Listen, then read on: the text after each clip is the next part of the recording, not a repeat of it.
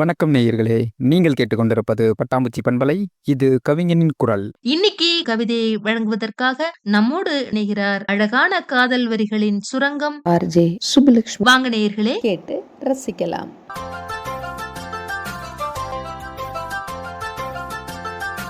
வணக்கம் நேயர்களே, கவிஞனின் குரல் பகுதியில இன்னைக்கு உங்களுக்காக கவிதையோட வந்திருக்கேன். நான் உங்கள் கவிஞர் சுப்புலட்சுமி.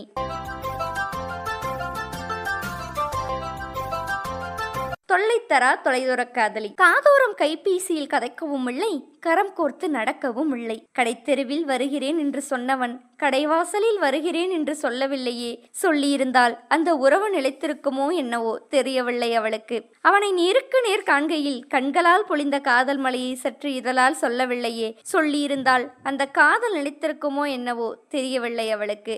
அவன் மீது கொண்ட அத்தனை ஆசையும் தன் குடும்பத்திற்காக புதைத்து விட்டாளே. அதைவிட வழியொன்றும் தெரியவில்லை பாவம் அவளுக்கு. இத்தனை அழுகைகளுக்கும் ஆர்ப்பாட்டங்களுக்கும் இடையிலும் காத்து கொண்டும் கற்பனை செய்து கொண்டும் தான் இருக்கிறாள் இந்த கல் நெஞ்சக்காரி. தனையும் விட்டுவிட்டு தனக்காக வந்துவிட மாட்டானா என்ற ஏக்கம் அல்ல அவளுக்கு.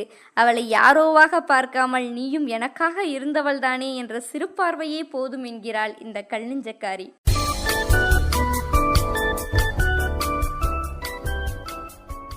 எதைத்தான் ரசிப்பது? எதைதான் ரசிப்பது? காதோரம் கதை பேசும் கம்மல்களையா, இல்லை என்னை கண்டு கொள்ளாமல் கனவில் தோன்றும் புன்னகையா? உன் கூந்தலில் குடியிருக்கும் மலர்களையா, இல்லை கூட்டத்தில் பார்த்தாலும் அழகாக தெரிகின்ற முகத்தினையா? பட்ட நிலாவில் பிறை போன்ற உன் ஒற்றை பொட்டினியா, இல்லை என்னை வம்பிழுக்கும் உன் கண்ணாடி வளையல்களையாய்? கன்னத்தில் தவழும் சுருண்ட முடியையாய், இல்லை உன் கால்களில் நடனம் ஆடும் பாத கொலுசுகளையா? எதைத்தான் ரசிப்பது உன்னை காணும் அந்த ஒற்றை நொடியில்? என் மனதை கொள்ளை கொண்ட கள்ளியே, காத்திருக்கிறேன் உன் தரிசனத்திற்காக.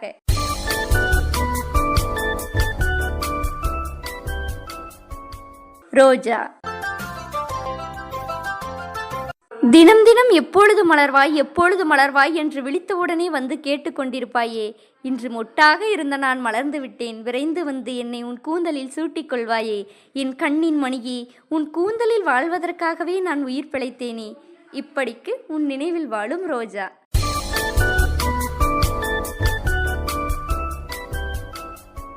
நினைவுகளுடன் நான். என்னவனோடு நான் சென்ற சோலைக்கு தனியாக சென்றேன். அங்குள்ள மரங்களும் செடிகளும் என்னை கோபத்தோடு பார்த்து திட்டி கிடந்தது. அவைகளிடத்தில் நான் சண்டையிட்டேன். என்னவன் என் அருகில் மட்டும்தான் இல்லையே தவிர என்னுள் முழுவதுமாக அவன் மட்டுமே நிலைத்திருக்கின்றான் என்று.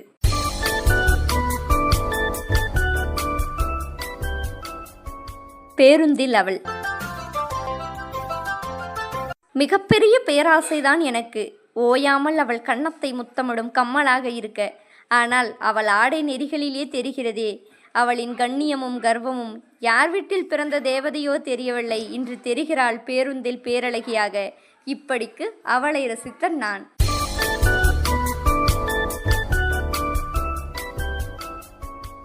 உன்னவள். உன்னவளாக இருக்க விரும்பினேனே தவிர ஒருபோதும் உனக்கானவளாக இருக்க விரும்பியதே இல்லை. ஆனால் ஏனோ இன்று இருக்கிறேன் உனக்காக, உன்னவளாக இல்லாமல் உனக்கானவளாய்.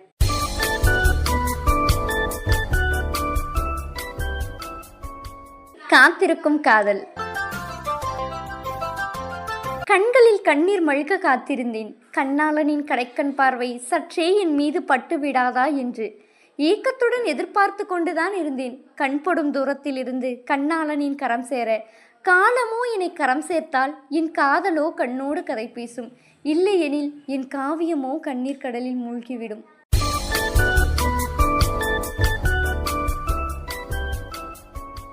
தொலைதூர காதல். என்னமணி, அருகில் இருந்தால் கட்டியணைத்து கூறியிருப்பேன். தொலைவில் இருக்கிறாய், தூது அனுப்புகிறேன். எந்த வழியாக இருந்தாலும் சிறிது காலம் என பொறுத்துக்கொள். உன் வழிகளை தாங்கிக் கொள்ளும் சிறு இதயமாக நான் நிற்பேன். கனவில் கூட உன் கரங்களை விட்டுவிட மாட்டேன். என் மனதை கொள்ளை கொண்ட கள்வனே.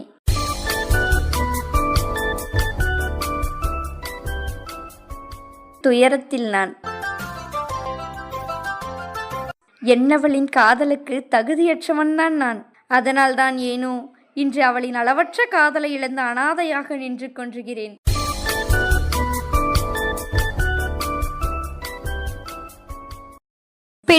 பிறந்தவள் அவள் வாழ்வின் இலக்கினையும் கனவுகளையும் அடைய அவள் செய்கின்ற அத்தனை ஆர்ப்பாட்டங்களும் அழுகைகளும் பிடிவாதங்களும் தோற்றுதான் போகின்றன அனுமதி என்கின்ற ஒற்றை வார்த்தையிடம்.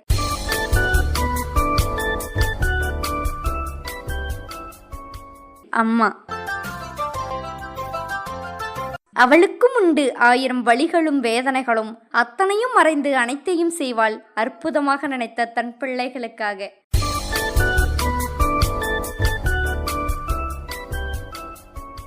அவளின் கனவு.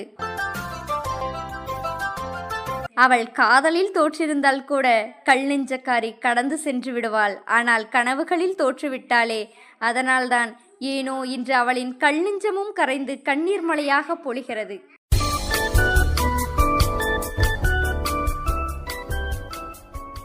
அவள் பெண். அவள் 1000 வல்லமைகளை பெற்றிருந்தாலுமே அவள் ஒரு பெண். அதனால் தானே அனைத்தையும் தன் கண்முன்னே காண்கின்றாள். அவளின் அத்தனை கனவுகளும் ஆசைகளும் காற்றோடு கரைந்து போவதை. மீண்டும் ஒரு சந்தர்ப்பத்தில் உங்களை சந்திக்கிறேன். நான் உங்கள் கவிஞர் சுபலட்சுமி. நன்றி, வணக்கம்.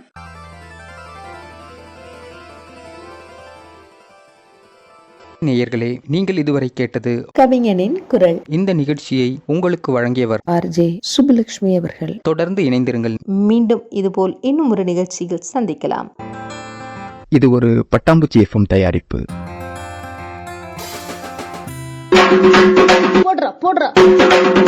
வணக்கம் மக்களே, இன்னைக்கு நம்ம பட்டாம்பூச்சி எஃப்எம்ல கலக்கலாம் ஒரு புத்தக அறிமுகம். வாங்க வாங்க வந்துட்டே இருங்க. போடுறா என்னங்க எல்லா பக்கம் சோன்னு மழை பெஞ்சுக்கிட்டு இருக்கு, நீங்க விடாம அப்படி என்னங்க படிச்சிட்டு இருக்கீங்க? நம்மட கவிஞர் ஐயா கவிசெல்ல ராஜேந்திரன் நவிகளோட அம்மாவின் தாலாட்டுங்கிற கவிதை புத்தகம் வந்திருக்குது கண்ணு. ஐ, அம்மாவோட தாலாட்டா? அப்ப அழகாத்தான் இருக்கும், ஆறாலையும் மறக்க முடியாதே. ஆமா கண்ணோ.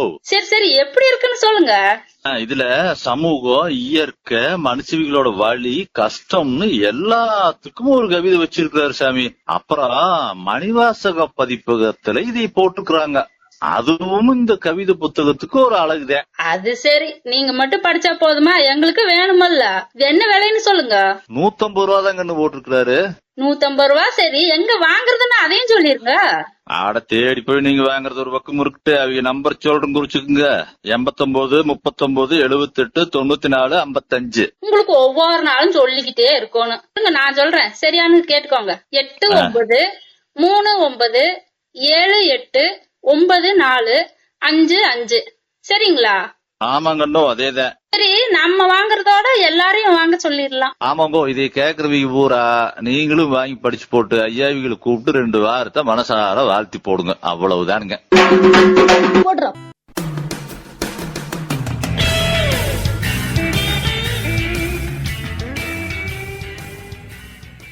நீங்கள் கேட்டுக்கொண்டிருப்பது பட்டாம்பூச்சி எஃப்எம். இது உங்களை பரவசமாக்கும் எஃப்எம். கேட்டால் சலிக்காது, கேட்க கேட்க திகட்டாது.